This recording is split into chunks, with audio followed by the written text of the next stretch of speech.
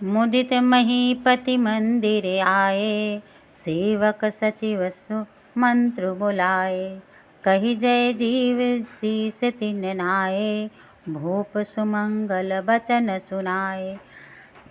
राजा प्रसन्न होकर महल में आए और उन्होंने सेवक को तथा मंत्री सुमंत को बुलाया।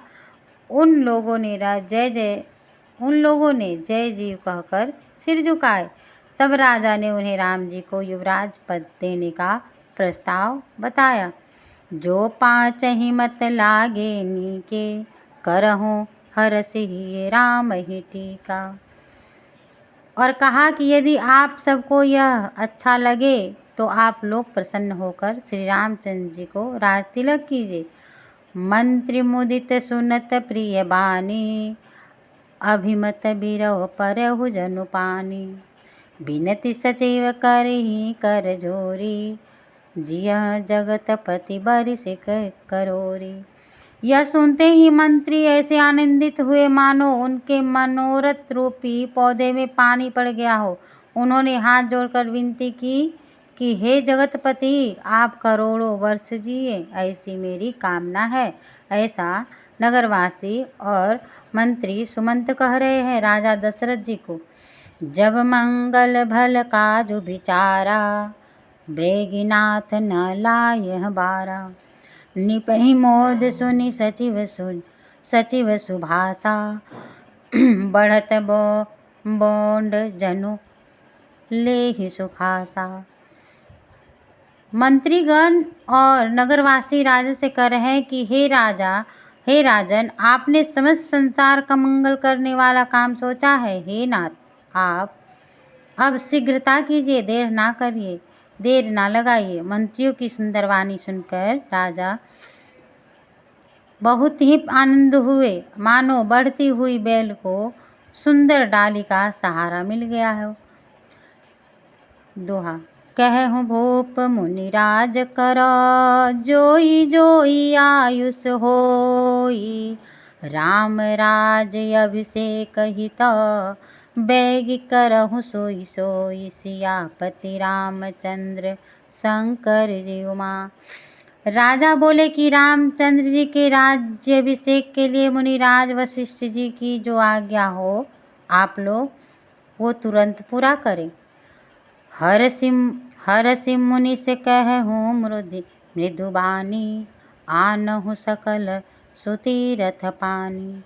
औषध मूल फूल फल पाना, कहे नाम गनि मंगल नाना।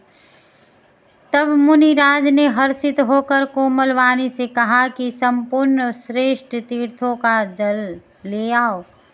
फिर उन्होंने औषधि, मूल, फूल और पत्र आदि अनेक मांगलिक वस्तुओं के नाम भी गिनकर बताए। चामर चरम बसन बहु भांति, रोम पाट पट अगणित जाति। मणिगण मंगल वस्तु अनेका, जो जग जोग भूप अभिषेका। चंवर, मृग, चर्म, अनेक प्रकार के वस्त्र, असंख्य जातियों के ऊनी और रेशमी कपड़े, अनेक प्रकार के रत्न तथा अन्य मंगल वस्तुएं जो राजाभिषेक के योग्य होती है, मंगाने की आज्ञा मुनिराज ने नगरवासी और मंत्री सुमंत को आज्ञा दी।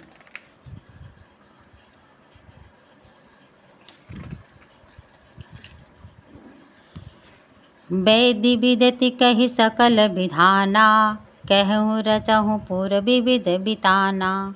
सफल रसाल पुग फल केरा, रोपहूँ बिथिन पुर चहु फेरा। मुनि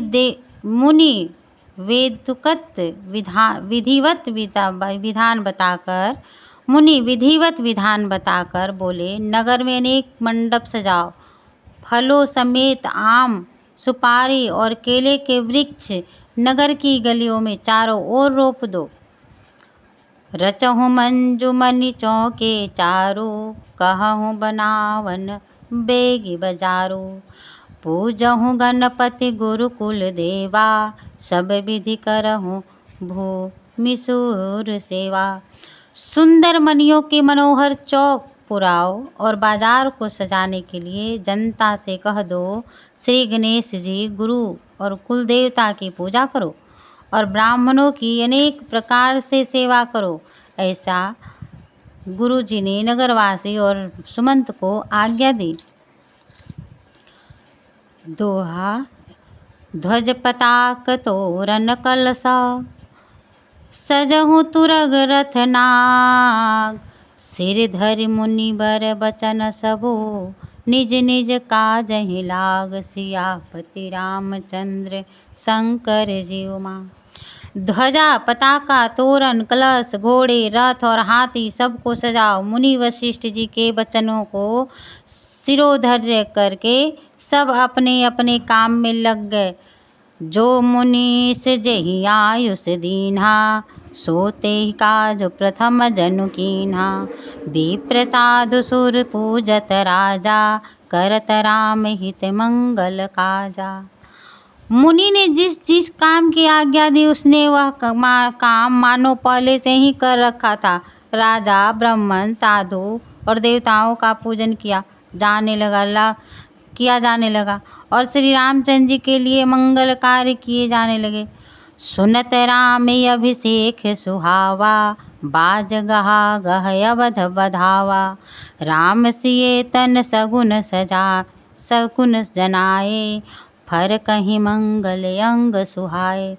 श्री रामचंद्र जी के राज अभिषेक का समाचार सुनते ही अवध भर में बधावे बजने लगी। रामचंद्र जी और सीता जी के शरीर में भी शुभ शकुन दिखाई दिए। उनके सुंदर अंग फड़कने लगे। पुलकित प्रेम परस पर कहही, भरत आगमन सूचक कहही। भये बहुत दिन अति अवसेरी, सगुन प्रतीत भेंट प्रिय केरी। पुलकित होकर वे दोनों प्रेम सहित एक दूसरे से कहने लगे कि ये सब शकुन के आने की पूर्व सूचना है। उन्होंने मामा के घर गए, बहुत दिनों हो गए, बार बार उनसे मिलने की इच्छा है। इन शकुनों से भरत के मिलने का विश्वास होता है। भरत सरिस प्रिय जो प्रिय को जग माही, यही सगुन फलु दूसर नाही। राम ही बंधु सोच दिन राति, अंडिन कमठ हृदय सूझहि भांति। भरत के समान जगत में हमें कौन प्यारा है, बस सगुन का यही फल है, दूसरा नहीं। श्री राम जी भरत के विषय में दिन रात ऐसा सोचते रहते हैं जैसा कछुए का हृदय अंडों में ही रहता है।